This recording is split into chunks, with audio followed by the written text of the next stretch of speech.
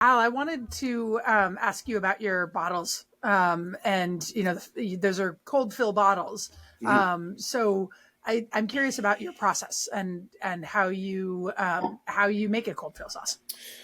Yeah, I'm going to leave a few elements off the record Of because it, course. it, it was not necessarily from you guys, but from maybe people that are listening that are looking for ideas, if that's the case. Mm-hmm. It was a very long, elaborate process involving a lot of people to get to a point where we could do it the way we're doing it properly, safely, and that can pass all governing bodies regulations. Um, it's essentially a combination of a few things. It's the the specific packaging we're using has it does have some heat tolerance, so Yeah. it can't be super hot filled. So we technically are not hot filling, but the process that we're using it is cold filling. There is a temperature factor that has to be very closely monitored. There's a timing factor. There's a hold period after the filling that has to be observed to ensure that certain things involved in the process have had a chance to do their work. There's multiple things that will create the environment you need in the packaging for it to be safe. Temperature is the most common one, but certain ingredients, certain times with certain ingredients present, things like that can all combine to lead to a safely cold fill and hold is the technical term for it. So, question? Sorry, not to interrupt, but No, do no, it's you all good. cook your sauce then cool it, like Yes. flash cool it? Yeah, that's what I figured. So it's processed, it's cooked, it's blended, and then we have another stage of processing, which is bringing it to a very specific temperature. Yep. To then start the filling process. So it's a combination of factors so that it's not too hot for the packaging, but it's not too cool where we're still achieving certain mechanisms of safety with the filling process. And then again, having the right type of packaging that can handle that. It's largely about you know yeah controlling the process and the timing of certain things, and then documenting that things have undergone a certain process for a certain amount of time to be considered sort of safe. Let me know if you want me to cut this next part out. Oh, I'm sorry. Go ahead, Zach. I was just gonna say your paperwork for every batch has got to be Dude, insane, dude. Like I hate paperwork. I hate it's it. bonkers. It's bonkers. We have a full-time employee that only handles compliance. All they do all day every day is compliance. I want And that. it's nuts. It's nuts. Like we had I won't go too far off this tangent, but I think you guys will appreciate it. We had a very sort of like rude awakening one day. We had so we for the longest time had been inspected by our local like health unit basically, and we had a great relationship with them going back to our restaurant days. So we wanted to make sure we were playing by the rules and doing everything properly, etc. And we never had any issues. And then we moved away from cooking in current commercial kitchens to building our own facility. Like the facility we're in now, we built from the ground up, and it is entirely designed and manufactured for the manufacturing of this food. So we had a chance to kind of do things exactly as we knew we needed to and wanted to. So that helped. The mentality was like, I want anyone from any governing body in the world to walk in here and look at what we're doing and be like, oh, you're good. Like you've covered all the bases. So we went way overkill. Like we have like an ISO level 7 clean room that we manufacture in. Like you could manufacture PPE or cannabis or, microelectronics and stuff like that inside of that room. Like it's at that level, which is definitely overkill, but no questions should be raised as to whether it's the space is controlled, So anyways, in doing all this, upgrading our process and everything, we've been focusing so much on the actual process itself being constantly reevaluated and enhanced and revised, and new regulations, etc. And we kind of, that was our focus. So then we get a knock at the door one day, and it's the CFIA, so Canadian Food Inspection Agency. They're basically the FDA of Canada. And they're like, oh, so you've kind of made it onto our radar now. I guess we had exported enough product out of Canada that we raised a flag, and they were like, we need to inspect you now. And they're the same governing body that inspects like the biggest food corporations in the country. Like they're going in and so basically we have to now play by the same rules as the billion-dollar food corporations that are pumping out, like insane volumes of food all over the world, which is a little crazy that, a small company like us has to be to that exact standard, but I also understand why. So we had these guys come in, they inspected the facility, and the consensus was everything we're doing was fantastic. They were like, can't give you any more credit for how you're doing everything, but you don't have the documentation to show how you're doing everything and why. And it's like, so the question kept coming up, oh, how do you do this? We explained, okay, where's the document to prove that's how you're doing it? It's like, well, we don't have that. We just do it. And they're like, okay, well, not only do you need that, you need another document with someone verifying that it's been done, it's been documented. You need like documentation of the process, and then you need a document verifying the document. Yeah. With multiple signatures. Yeah. It's like, it's so ludicrous. But so we realized, you didn't document it didn't happen. Exactly. And in retrospect, I completely understand it and feel silly that we didn't catch all that stuff right out of the gate. But our focus was so much on doing it right, not documenting it, So luckily, like, he was like, look, you guys are clearly doing everything to the best of your ability and very thoroughly. So I'm not going to, punish you for this, but I need to help you get up to speed on this. So we very quickly, or I shouldn't say very quickly, it was a long process with a lot of people involved to get the documentation side of compliance up to where it needs to be and now keep it. So like I said, it's a daily full-time job for somebody, all the processing, all the tracking of everything, the traceability, the mock recalls and stuff we have to do. Like, it's a really elaborate process. And it's, I'm grateful that we have somebody that can take that on as a full-time role, and it's not, hindering the time that people have putting towards, producing the product and stuff like that. But it's it was a game changer for sure when we realized, okay, we have to fall in line with this now. I got a quick question, and if we need to edit any of that out, let me know. But so you talked about heating the sauce and bottling at a certain temp. I've read in certain places about heating to, I think it was like 140 up, but you can heat it and you just have to do it for an extended period. Is that basically what you're doing? You just heat it to a certain degree and hold it at that heat in the... No, not really. So we fully like pasteurize in the cooking process. So we're hitting those pasteurizing temperatures, and then there's a amount of time that has to be at that temperature, et cetera. Yeah. So, we're doing all that. It's bringing the finished product that is ready to be bottled to a specific temperature where the heat, it's not so hot that it's impacting the material of the packaging. Like we've had the PET just melt on us when it's been too hot. So we have to thread the needle of, it's not too hot for the packaging, but it's not too cool that it's no longer performing its job inside of the bottle to properly sterilize or sanitize, whatever. So that's where that sort of like time window becomes very, very specific, in that it has to be at a certain temperature, in there, sealed, make contact with everything, and then be held for a certain amount of time for it to be considered safe to be released. So we have a long sort of like cycle of product before it can be released that's been held at that temperature for that time, etc. That's awesome. Inverted in a temperature controlled environment for X amount of time. Exactly. So like you said, we can cut this out. Like, it's all good. I mean, there's at the end of the day, we didn't create a process. We just did so much homework and worked with a lot of very qualified processing authorities to develop the process specific to what we're making.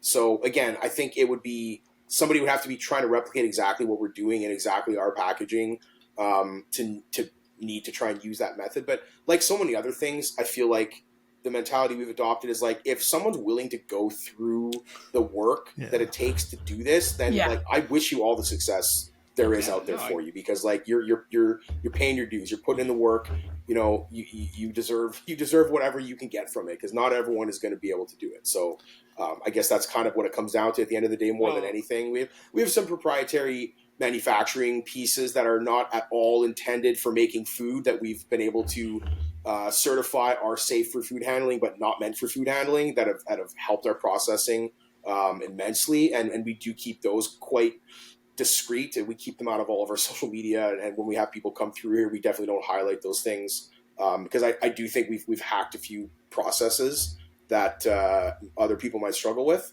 That's the key. Well, that's it, right? I mean, there's only so many things that can. I'm confident in our product and its quality, its flavor, everything, but at the end of the day, you need to find certain things to give you a bit of an advantage, right? So if it's processing and manufacturing, and we have control over that, then we're gonna lean into that as much as we can.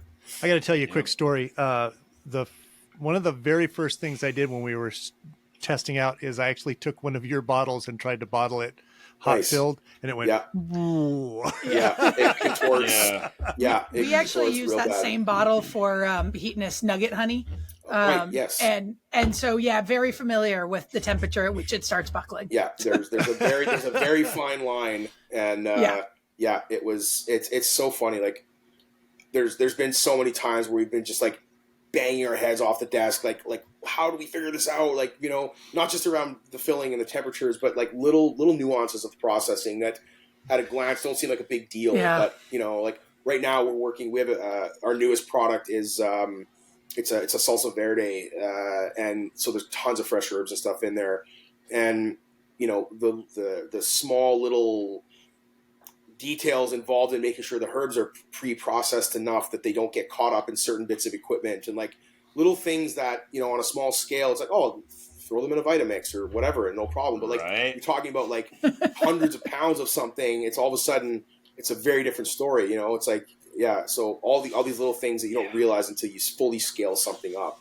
and you're like, oh, okay, here's the obstacle. How do we work around this? And we've yet to have anything like break us. We've never canceled anything we were trying to do because we can't get around the processing.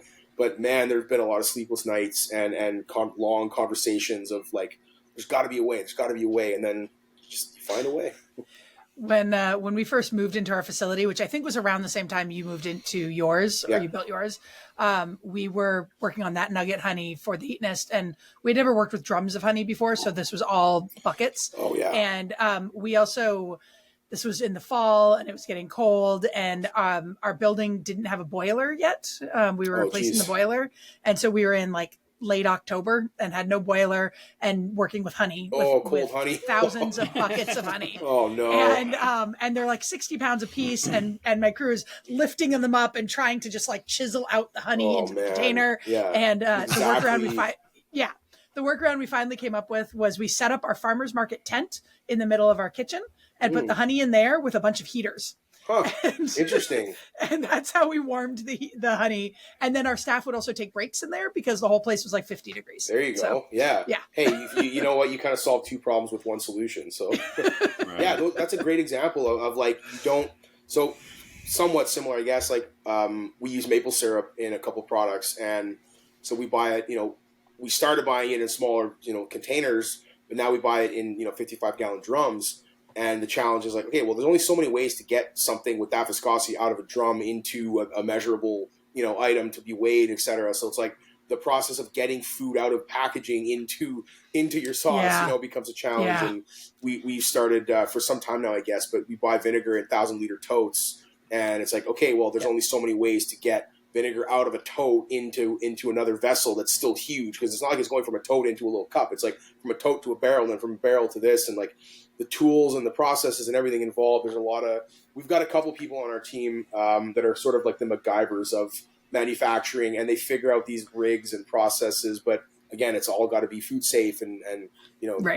we have to know that anything that we're doing, someone has to be able to look at that and not question whether that's cool or Right. not. So it throws another bit of a wrench into the works. But That's the benefit. One of my go ahead. no, go ahead. That's the benefit of having people from the restaurant business in exactly, your because exactly. I didn't conceive until I got on the line how everything can go wrong and you still got to make it work, and that like chefs just do that, and that's you learn that as you go along. Like It's just a response. I don't give a shit what happened. This needs to happen. Yes. You need to make find a way to make it work. Yeah, there's no like mid-service, something's gone wrong. Okay, everybody stop, regroup, let's talk this out. It's like, no, there's hundreds of people waiting for their food, and there's lots of food that's getting cold right now. There's no figuring it out. It's like, make it change, make it better, and I don't want to hear about it anymore. Like, yeah, it's a very I apprenticed in France for a while when I was coming up in in my cooking days, and learned that lesson. Like you see it on TV, the Gordon Ramsays, the throwing the pots and the pans and the angry chef. It's like, that's real. Like, that's a thing. It's not just for TV. Like, when you do something wrong, you don't get a chance to explain yourself. It's like, fix it now and don't ever let it happen again. And I think that kitchen mentality, as brutal as it can be, and it's probably not the way things should be anymore. When you've gone through that and you've learned those lessons, you're really good at figuring out how to make things change fast and efficiently, and not losing a lot of time doing it, because time is money. Every minute that your assembly line isn't running and your machines aren't processing, you're not losing money, but you're not making money, right? It's like, you invest a lot into this stuff and the people to work with them, and downtime is very expensive, and nobody can really afford that. So yeah, it's a thing. Should we do our hot sauce show and tell? Yeah. Oh, we want to do hot takes or no? No. Let's skip hot takes. Running out of. Yeah, I think we've done enough. Let's go show and tell. Al, what'd you bring? I get to start. So this is something that I grabbed. I did a food expo, or a trade show, I guess I should say, last year in Toronto, and this is, I don't know how well you guys can Scoot see it over that, this way a little bit. There we go. Oh, what is try that? to get that in focus. I don't know what that is. Mycelium. So this is a collab between Dawson's Hot Sauce and another Canadian producer out of Montreal called Le Pimenterie. Yeah. And this is... I hung out with them at the Hot Sauce Expo. Right, yeah. So, Brody's been a buddy for quite a while, and Julien from Le Pimenterie is a great guy. I'm getting to know him more and more over the last few years. They both make really cool, interesting sauces, particularly Pimenterie. They do some really wild stuff. Like, they've done a sauce with ants in it, literally, and some really crazy stuff.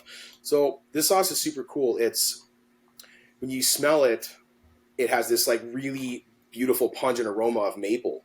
And I brought it in from home. This is like a personal bottle. This does not stay at work here. I brought it in, and I had a couple people try it, and I didn't tell them anything about it. I was just like, what do you get here? And they're like, oh, wow, like maple, sweet, and everything.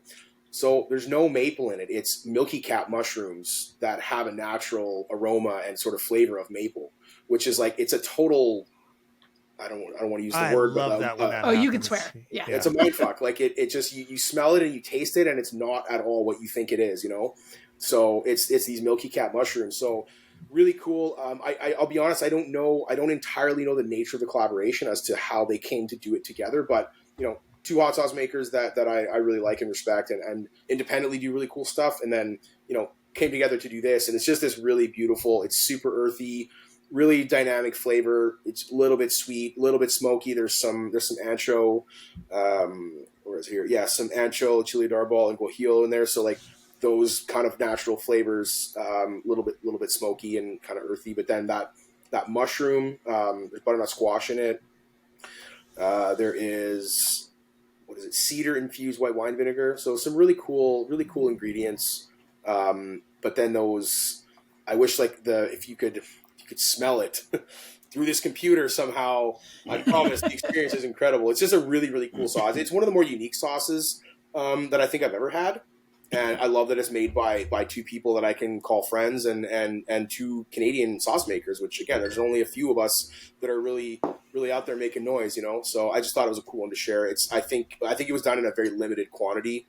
My guess would be very limited quantity, because I believe these milky cat mushrooms are like hand foraged, and I don't think they're producing thousands of gallons of this stuff. So glad that I got to try a bottle, and I'm gonna reach out to them and actually see if it's something they still have available, and I'd love to send one to you guys to try, because it's really, really unique. I think the sort of food nerd in all of us that I've clearly seen exists here would appreciate. You guys would appreciate trying it. It's available. I just looked. Great. Oh, cool. Okay. Well, it's it's really good. It's really, really good. Again, it's one of those ones, like we said earlier, you're not going to put it on everything, but there's going to be that scenario where I'm cooking something, or I've got some food or whatever, and it's like, ooh, this would be really good on there. So like, it's another example of how hard it is to like narrow down one product. Because like I want this on some, but like I'm not going to probably put this on my pepperoni pizza. You know? Yeah. That's awesome. Yeah. Claire?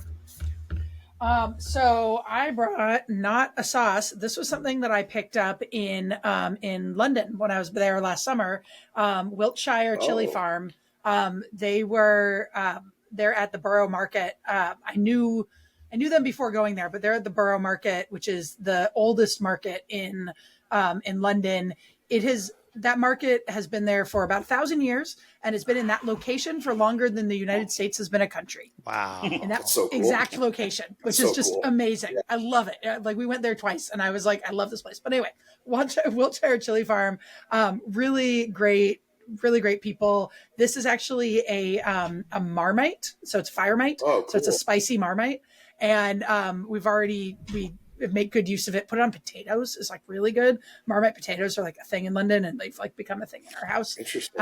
And I love this stuff, and I love this company. They've got cool stuff. Yeah, they do have cool stuff. I've had a few of their sauces actually, and that's really cool. They took something like Marmite, which I think to most people would be one of the less appealing things you could think of. And also kind of, not bland, but intended for very bland food in a lot of cases, and literally spiced it up and made it something interesting. So that's super cool. Yeah. No, it's really good. Like I keep pulling it out for things. I really enjoy it. Whenever I see or hear about Marmite, I think of Mr. Bean. I don't know if any of you guys ever watched Mr. Bean back in the day. Yeah. Him dipping his little pretzels in Marmite all the time. I don't know. I can't. That's my immediate thought. I've actually been buying Marmite at home now because I enjoy it since our trip to London. Did this turn you onto it, or did just going to London in general? Okay. It was just there, and it's good. Sure. I like it. I like yeast. Yeast is tasty. Yes, definitely. Zach, I've not yet tried this sauce, but I got this from Bear River. Oh yeah, I like that the one. Green fire roasted, whatever. Nice. Very cool. I mean, for being a fire roasted sauce, it definitely doesn't have a whole lot of black flecking in it. Sometimes, roasted is a gray area in there a little bit. Well, it says fire roasted. Yeah, John makes good sauces too, so I know. Yeah. I'm just. Who was the maker there? I didn't catch the brand. Bear River Bottling. Okay. Where are they out of? Utah. Cool. I have not heard of them. I'll have to check that out. Yeah. And then I brought. I think I have not done this one before. I've done. It's a hoagie sauce, but it's Draugur's Demise, and I don't think I've done this one yet. It is got. Let me see. Oh, let me change my glasses. Yeah. Nick makes great sauces. Yeah, he does. Let's see here. Where are the ingredients? Oh, they're very small. Okay. Pears, kiwi, scorpion, blueberries, blackberries, raspberries. Wow. Kraken black roast rum, rice vinegar, pineapple, orange juice, Reaper. It's like a spicy fruit salad. Agave, poppy seeds. A lot. That's it. That's interesting. That's cool. That's one I would have to try to even have an opinion on. Like I'm sure it's good. I like everything you read that's in there as an ingredient. I cannot imagine all those things together at all. I'd have to try that to form an opinion on it, I think. But that's cool. That's definitely, we talked about all these like new companies coming to the market. I don't know how long these guys have been around, but I'm seeing something happening with hot sauce that I noticed in the restaurant industry, several years ago, is that there was so much emphasis on how a dish read on the menu. So you could tell that a chef or a cook was so focused on the sound of certain ingredients in combination with each other and how it would read as a menu item and maybe how those ingredients would look on a plate, but the flavors just don't always jive. And I think when like the gastropub kind of like era was becoming a really big thing, and there was so much emphasis on like cool plating and like interesting sounding menus, and sometimes like flavors were overlooked. I'm seeing a little bit of that in some hot sauce these days, where like I almost suspect it's like, okay, how many cool ingredients can we put in something? And I'm not referring to this guy's sauce at all. Yeah. Those are all very regular ingredients that are maybe a unique combination. But I've seen sauces that I think are just like, these sound really cool. There's some really wild ingredients in here, and I'm sure we can make them taste okay together. But maybe the thought was more, this sounds cool and it's really different. I've never seen these in a sauce before, so let's try and make it taste good. Again, I could be, it's just something I suspect. I'll read bottles sometimes and be like, what on earth? Like, what would make you put those things together? And sometimes I've been really pleasantly surprised, and other times I've been like, yeah, those things just do not belong together, in my opinion, for my palate. But, you know, one of the main things that cook, like the later stages of being a cook, is learning how to edit. Yeah, exactly. Yeah. Restraint. Yeah. I'm so glad that I'll admit, like early in my, you know, cooking career, I definitely was guilty of that sometimes. It was like, oh, I need 6 more ingredients to make this a complete dish. Yeah. And then, you know, later in that life, it's like, I want 2 or 3 of the best ingredients I can put together, and that's it. And I'm so glad that I started making hot sauce later in my cooking years and didn't go the route of like, I need 36 different things to make this sound cool. Instead, it was like, let's pick the pepper we love. Let's put the right amount of salt and sugar and some acid, and then some nice base flavors, onion, garlic, etc., and call it a day. And we've really not strayed too far from that. If you look at the ingredients of almost all of our sauces, you can see a trend through them, and there's a real base foundation, sort of a, you know, there's the holy trinity of, you know, peppers, onions, garlic kind of thing, and then more to sort of like create different complexities with flavors. But we've never really strayed too far away from just keep it simple and keep it balanced. You know, again, balanced. Yeah, right? yeah. Yeah. Al, I have a question, which if you can, we can edit this out if you want. But I'm curious about, you know, you and I both work with the Heatonist a lot, and your Poirier sauce is in Walmart, and I've just been really curious how that's kind of worked with them. And you know, Walmart's an interesting place for craft hot sauces to end up. Yeah. So we actually. We had been approached, so the Poirier sauces are kind of, it's like a line within our line. We really kind of gave them their own identity because they're very unique. Like, they're so different from all the other sauces we've made in that we made them very specifically to be a nod to sort of Louisiana style, and with dust and etc. So kind of a sub brand within our brand. So they have found their way into some places that the rest of our products have not.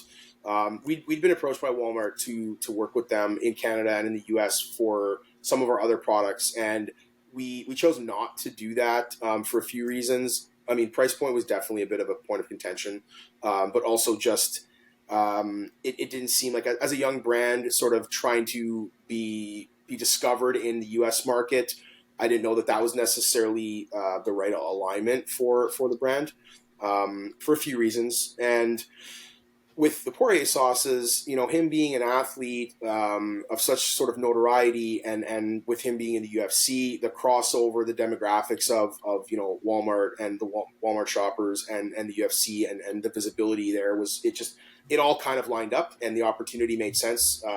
We'd entered into a partnership with the UFC. We were actually the official hot sauce of the UFC at the time that we did that.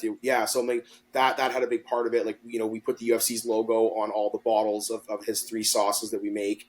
And that was a big thing, was like official hot sauce of the UFC, available at Walmart. So it was just those 3, or actually it was only 2 of the 3 that were in there. And it was an interesting experience. Like, it was the first time we worked with like a real sort of big box retailer. In Canada, we have products in all of the major grocery stores, but a major grocery store in Canada is the equivalent to like a statewide grocery store in America. You know, they're you know, we're talking 300-400 stores. So it was truly the first time we worked with like a really big sort of retailer and gone through some of that process. And it was on the Heatonist side of things. The Heatonist kind of were the brokers and liaisons with Walmart. We really stuck more to just the production side of it and the distribution, et cetera. But so I don't know all the intimate details of what that relationship was like from a negotiating standpoint, or you know, how that deal fully came together. You know, we were very involved in leading up to that and deciding that it was something that we thought we were going to sort of shoot for as an alignment with the products. But yeah, it was interesting. It was kind of a new thing for us to work in that world and have products available there. Just the visibility and it was so many stores and just such a contrast from sort of how we've built up from like super local to eventually national and now international. But we're international, but like small scale international. Like we've got products literally all over the world, like all Middle East, Asia, Europe, like Australia. So we've really spread our wings globally like that, but not in the Walmarts of all those countries, I mean, do you really want to be in the Walmarts of all those countries? No, I mean, this is the thing. And I mean, I'm sure you guys can relate to this. Like there, you reach a point where, for so long, for so many years early on, our goal was we wanted to become like a really big hot sauce company, and like not big as in like tons of sales, but more just like we want to be like a staple brand in the hot sauce world. And we looked at certain brands when we were starting to sort of come up as like, oh man, like if like I remember going to like the Brooklyn Hot Sauce Expo for the first time and seeing brands like Bravado and Yellowbird and some of those that were sort of like a little bit bigger at that time, or they were definitely bigger at that time than we were, and thinking like, oh man, like working up to that would be crazy. Like that's a goal. It's like, let's become like a bigger hot sauce company. And then as time passed, our focus was so much on the products we were creating and the type of marketing that we were choosing to do that we felt aligned with our brand and our sort of consumer demographic.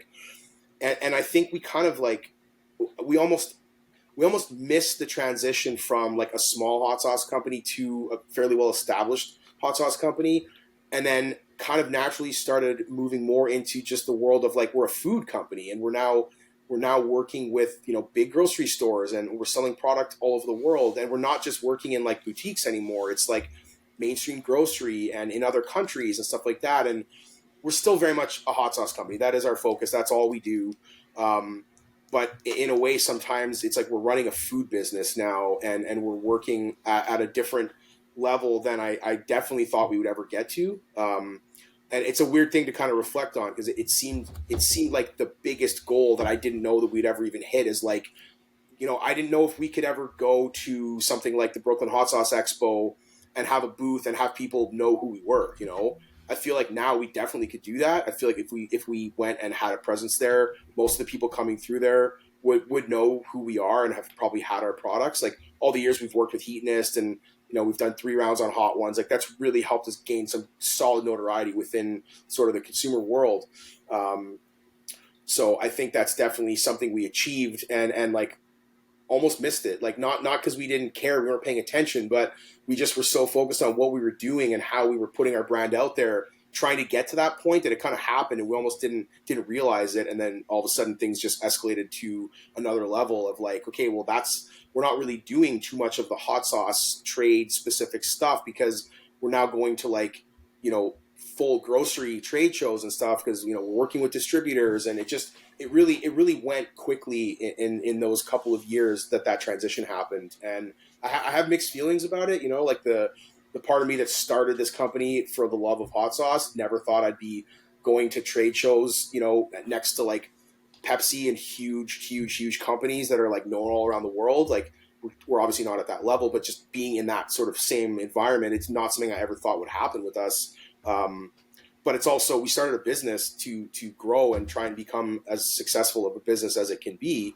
And it's gone more in that direction than I ever thought it would or could. So like, we kind of have done what we set out to do, or we are continuing to do what we set out to do. But it was a weird sort of transitional period in there where it started to feel like it was more than just hot sauce for a minute. And it's a weird thing to wrap your head around. Like when the business side of the business becomes as big a part of it as the manufacturing side, the hot sauce side, like, yeah, I used to peel the onions and chop the garlic and stir the kettle. And now it's like, I'm not hands on with that stuff anymore. We've got, at this point, more capable people than I am doing that stuff. And it's now I'm running a business, and it's just It's weird. It's a weird thing sometimes. Like I get caught. Some people, I'll meet somebody in my travels or whatever, and they're like, "Oh, what do you do?" And it's like, "Oh, I run a hot sauce company." Like it's a weird thing to say you do. You know, it's a strange way to make a living. So. Do you have any questions for us? Yeah, I got to get out of here pretty quick. Oh, so. Yeah. I didn't even realize the time. I mean, one that I'll throw out that like can be a pretty quick answer, or as however much time you want to give it, but was around product development. Like I'm curious to know. I know we have a very specific way we go about developing products, but like for you guys, like what inspires you to make a new product? Is it a specific pepper you love and want to use? Is it an ingredient you want to use? Is it a flavor pairing that you're curious about? Like there's so many different reasons why you'd make a product. And I'm always curious, like, what that is for other people. Because for us, it's been a unique experience in different products we've done and why we've done them. And I see other people's products and wonder, like, well, like this, for example, you know, like what inspired this? Was it that mushroom? Was it the collaboration? You know, It could be so many different things. So, like, you know, what are some of those things for you guys? Claire, do you want to go first? Sure. You know, so we do all Vermont peppers or all Vermont produce. Mm-hmm. So we always start with that and then figure out where to go from there. Okay. We also do a lot of micro batches. So we do these like tiny, like 150 bottle batches. Mm-hmm. And then we, and we need to keep making them because we need to keep selling them, right. And they sell out really quickly and we need to come up with something new. Mm-hmm. And so there is a certain amount of just like, we need to make a sauce. Let's see what ingredients are out there. Yeah. What ingredients do we have in our freezer? How can we combine them in a different way than we've ever combined them before? That's cool. It's helped that my head kitchen supervisor is a chef. And so she's been coming with a lot of the recipes recently, and that's been cool to not be the only one coming up with them. Yeah. I'm not in the kitchen anymore, so coming up with recipes is also always a little bit tricky on my part. Oh yeah. And then we'll get inspired by ingredients, by sauces that are out there or flavors, other flavors that other people are working with and thinking like, wow, that sounds really great. Mm-hmm. You know, when you're talking about mushrooms, I mean, I love your lion's mane peri-peri. That's one of my favorite sauces that you guys make. Cool. Actually, it is my favorite sauce that you guys make. That's awesome. That's either people love it or just don't care about it. I find it's very polarizing. No, it's amazing. Cool. Love it. Thank you. And we have a lot of mushroom growers around here, and I'm like, maybe I could do something with lion's mane. Obviously, something different. I tried a peri-peri once, and it failed miserably. I'm not particularly good at duplicating other people's flavors. I can taste in my head, and so I just bring flavors into my head and then see what I can do with it. Yeah, that's awesome. That's super cool. I actually love how much you connected the working with ingredients. It's like when you're talking about that, my first thought was like, a chef in a restaurant going to the market and seeing what looked good that day, and then figuring out how to work with it and make a great special out of it or something. You're kind of doing that with hot sauce, that's about as pure as it gets, And our business really started at the farmer's market. So it really just has that. Makes total sense. And I do want to say that I love that your company started with somebody giving you a whole bunch of extra peppers, because that's exactly how we started too. Oh, cool. I love it. We had 800 pounds of extra peppers that somebody gave us, and we were like, shit, we got to do something with this. Exactly. So. It was that cook in me that was like, we can't let this go to waste. We have to use this. Like, find a way to make this work. This is food. We can't waste it. So that's super cool. Well, your products and your brand and everything, the sentiment behind what you're doing is so visible through everything you guys are doing. So it's very it shows, which is cool, because that could easily be lost. How about you, Zach? It's an interesting. Yeah. I've been up since like 2:00 this morning. I'm tired as fuck. I really got to get going because I got to feed my dog and I need to go to sleep. So do it, man. I'm dipping out. All right, no problem. Okay. It's all good. That's totally fine. Catch up another time. Bye, Zach. Have a good one, buddy. All right, then it's weird. As I was talking about they interviewed me a couple weeks ago, and I talked about, I was watching a mystery show and they did a watermelon curry. They just on the show, somebody ate watermelon curry, and watermelon curry, what's that? Now we're doing a watermelon curry hot sauce. Cool. I've actually never heard of watermelon curry before. I know. In all my years of working with food and traveling, etc. What was the origin of that? It's a show called Death in Paradise, and so it's in the Caribbean.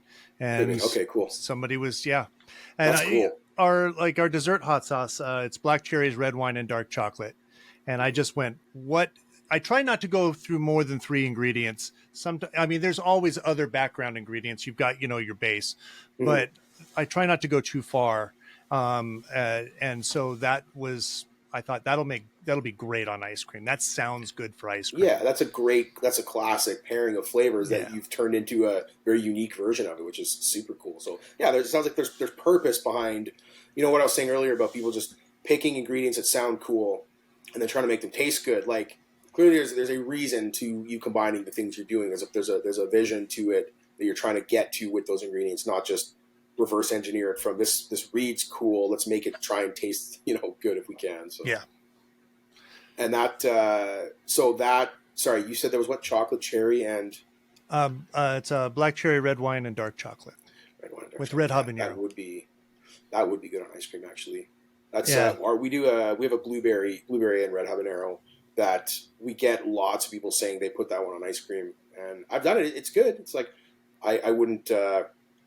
I definitely didn't do it the first time. I definitely tried it after hearing other people doing it, but it seems to be, and it's usually with chocolate sauce. It's like chocolate sauce and that. So you've kind of done, you completed that trifecta and made it a product that is ready to go on ice cream. So that's super cool. And do you sell that as like a dessert sauce? Yeah, and luckily enough, we've got a really good local ice cream shop, and they've in the summer twice now they've made it into an ice cream, which is a highlight for me. Oh, cool! That's super cool. Yeah, so. Somebody did that we have like a local gelato shop here. It was right next to the restaurant where we started the company, and they made a gelato with our red habanero ice cream. Oh yeah, and I'll be honest, it's one of those things. It's just like, I appreciate that this is something you wanted to try and do. And I mean, people bought it, but I kind of was like, I don't know if this hot sauce that's got garlic and onions in it is meant to be ice cream. On it, maybe, like the blueberry habanero sauce that people put on ice cream, it still has all that stuff in it, and it is good. But actually having it turned into ice cream was a bit of an interesting experience. I think lacking some of those naturally sweet elements of yours, which probably made a delicious ice cream, it was a bit of a different experience on our side. One of the odd moves on mine was I still added garlic and onion to it. I pulled it back. Okay. Because I thought, well, what if somebody wants to put it on steak? Sure. And so absolutely. We added that on there, and it doesn't come right to the front when you have it on ice cream, but when you have it on steak, you get those flavors. So it works out really well. Diverse that way, right? So I've heard a few people say over the years that they've mixed like a few of our sauces together to make like one, like kind of a we get that jungle juice sauce, and I've actually never done it. I'll be honest. I've mixed 1 or 2 together and tried that a couple times, but some people have been like, oh, I mixed these 5 together and it's so good. And I'm like, I haven't tried doing it. Like, I'm like, okay, I gotta try that one day. And then I just don't do it, but I'm kind of curious to see what the result would be. We did it with our first 10 sauces and called it idiot sauce. Sorry. No. It was delicious. I couldn't believe it. And the best part is when I taste it, I could think of one of those 10 sauces and I could taste that sauce. Really? That's cool. That super cool that they awesome. Actually stood out. Now I have to try it and see how many of them I can pick out. I'll try and man, we've got some weird ones though, that like, we do like a roasted corn sauce that one, combined with like the piri piri or one of the fruit, we do like a Caribbean style mango one. I'm trying to think of those flavors, whether you pick one out over the other. Like some of the fruits and stuff would probably pop out, but I'm going to try it and I will report back and let you know how many I can decipher. Yeah, I'd love to know. Yeah. We have a sauce that we made. Like I mentioned, we have a lot of random peppers in our freezer that we didn't use for one reason or another. I also like to encourage our farms to just grow something that sounds interesting to them, and then we'll figure out what to do with it, and maybe it'll be a hit, maybe whatever. Totally. So we had some peppers that were many years old in our freezer, and so we made a 40-gallon batch and called it This and That, and it had over 20 different kinds of peppers in it. Really? And we just listed, we didn't even have a description on it. We just had a list peppers of all of the ingredient of all of the peppers. That's because there were so many different peppers, and it's so good. I bet. Is the thing that blows me away. People just keep buying it, and it's really fantastic. Have you been able to recreate it? Like, I guess obviously you had a formula for it, but like no, and I wouldn't even try. I mean, we will. we might be out of it at this point, or we're close to being out of it. And I think we'll make another this and that, but it'll be a totally different blend. Oh, that's cool. I love the idea. We've talked about this.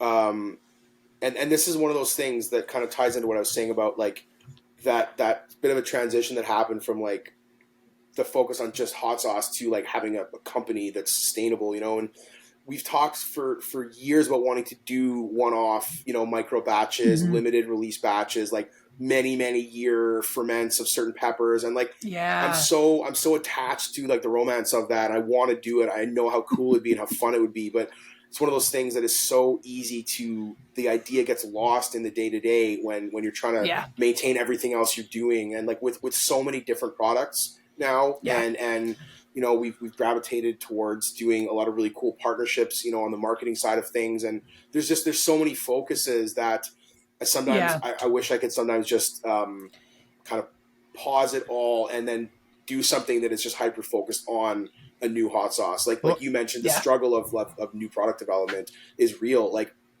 it always was my favorite thing to do was develop new products. And once we get into doing it now, I still absolutely love it. We have a very sort of, I don't even know what to call it. Like we have a process that we go through in how we start cooking the very first test batch of a product. Like it's kind of ridiculous. Like we have like certain music we put on and it's like, we have fun with it. Like Nancy and I still start every new product in the kitchen together at home. And like, we listen to the Eagles and we sit there together and we you know, cut up all the produce and we stand over the pot together. And it's like, we're still doing it the way we did it the very first time, I guess, in the very early conception stage of it. And once we get doing that, I really do love it. It kind of reminds me why we started doing this. But it seems like it's so hard to carve out the time to do it that I get stressed out sometimes thinking like, shoot, like we have a new product that we need to make, or we've decided we're going to make a new product and now we have to actually get to the development side of it. And it can be stressful trying to like make time to do that. But then once it starts, it is such an awesome, fun process, but just one of those changes with time and growth, you know? Yeah. And, you know, for us, you know, we're also a co-packer. So we are constantly working with other people's products and trying new things and developing things for them and doing test batches. So there's a certain amount that's baked in to our regular routine, which is, that's the hard part, is getting it into your regular routine. Yeah. But it was kind of the realization that like this is what we've been doing from the very beginning. You know, it's some of those happy accidents that you just do in the beginning and now they sometimes annoy you. The micro batches sometimes really do annoy me.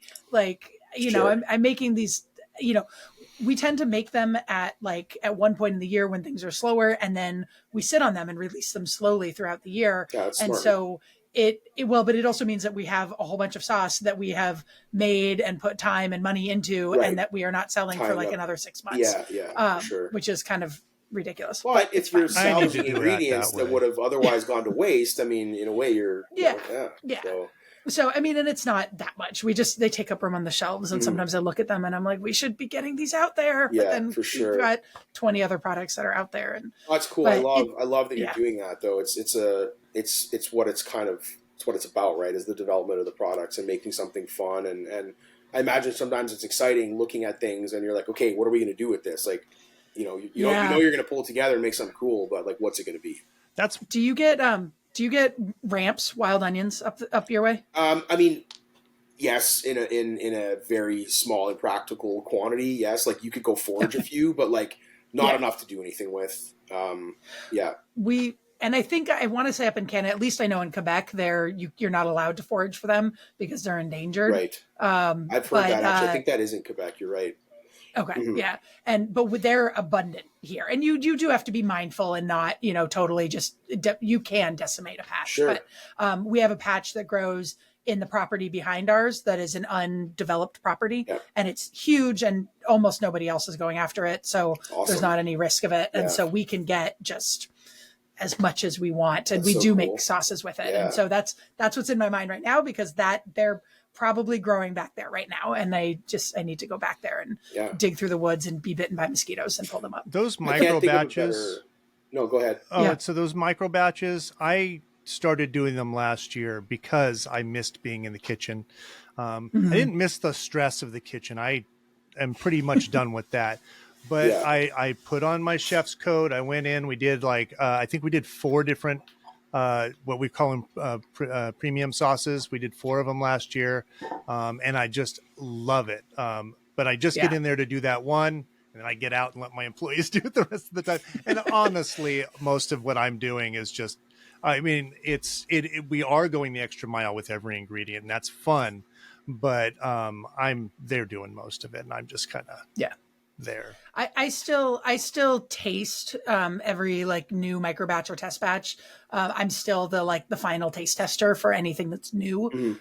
We've got one other person who, well, actually, we've got a couple other people who can do like new micro batches. If they want to develop one, they can. That's cool. And then we've got a couple people who are allowed to approve sauces, like our regular sauces, to approve those flavor wise for ready to go. Right. It's good to have multiple people that can assist with that. But my kind of right hand person on that front is retiring, and I'm kind of bummed on that. Sad. So I mean, good for them. That's awesome, but sad for you. Exactly. Yeah.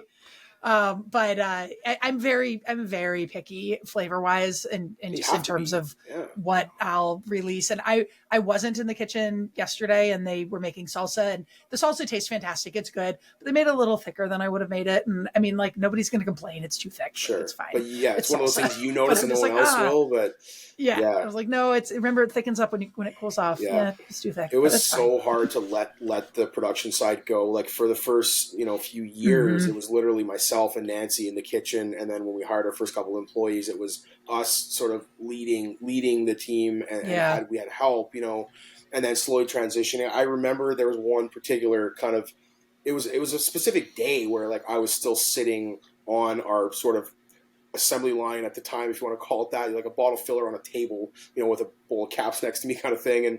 And I was, filling and capping bottles, and the guy who is now our operations manager for the whole company was working on the line with me. It was literally just like the two of us and then one other person. And I had a meeting that I was supposed to take, and like production was running late, and I was like torn. I was like, I have to finish bottling, but I have this meeting I have to take. And he was like, just go have the meeting. Like, we got this. Like, we can do this. We've been trained to do this now. And like, it was so hard for me to let go of like the cooking process, and then even just like the food prep process, and then the cooking process, and then the early stages of figuring out manufacturing. Like, it was such a difficult transition to move into an administrative role, essentially, running a business. Coming out of the kitchen. I've been in the kitchen for, more than 15 years when I moved over to doing this full time. And it was such a hard thing to go from like working with my hands with food in the kitchen every day to teaching other people to do it the way we developed it, and then move into this sort of role, which I'm so grateful to be able to do this. Like, I love the fact that I can make a living and we can live the life we want from this. Like, I'm so grateful for it. It's just it's been such a strange transition that I'm still not 100% kind of comfortable with. Like, so many years of not doing this, and now even doing this for a few years, it's still like a bit of an adjustment. But that pull away from the production, and like I still do, like, I guess one thing I haven't let go is Nancy and I still make every product ourselves. Like, we develop it from scratch. And in more recent years, we've started involving the team in the later stages of it. Like, we'll come up with the concept for it, and we'll develop the early batches of it, like the test batches, development batches, and then we'll get it to a point where we're like 95% confident that it's a finished product, and then bring it in, have certain members of the team, try it, get feedback, get input, and then we'll make little tweaks and changes to it. But it's not because of lack of trust in them. I'm sure they could all develop great products that we'd be happy to put out there. But it's the idea that like it's how we've always done it, and it's that one thing that I guess maybe we haven't let go yet, that I still kind of like hold. We hold it close to our chest, and 100%. Yeah, and you should. Mm-hmm. Hey, we're gonna have to, because I'm gonna be editing forever. I love this. I got to tell you, this has been fantastic. I feel like this might end up being a two-parter. Seriously, we might just make it a two-parter. And I do want to say, Al, like, I don't know when you're going to next be coming down in this direction, but I would really love to come and have you come and visit. I would love that. I don't know when I could get to Thunder Bay, but I would love to see your facility. I think we're similar sized operations, and it would just be anytime really cool. You happen to find yourself here, whenever that might be, I would love to have either of you guys come by. I'm actually going to be in the eastern townships of Quebec in June, visiting my mom. Yeah. So that's about as close. I actually spent a lot of time in Vermont growing up with a cottage out there in Magog. So my mom lives like really close to Sherbrooke. So it's, I don't know how far specific that would be from where you are, but so my mother-in-law lives in Cowansville. Oh, so okay. That's, we go up there all the time. Okay, cool. And we're about, I know I've seen Sherbrooke on the map, so I don't remember exactly where it is, but we're about hour and a half to 2 hours from Cowansville. Yeah, that'd be a really fun little, day trip, scoot out there, spend some time. Yeah. I'd love to see everything you guys are doing out there. And that'd be a pleasure. So I'll hit you up a little closer. I haven't booked dates or anything yet, but I have to get in between a couple other things in the middle of June. So I'll definitely let you know when that's figured out. And if it's convenient to have me come by, I'd absolutely love to.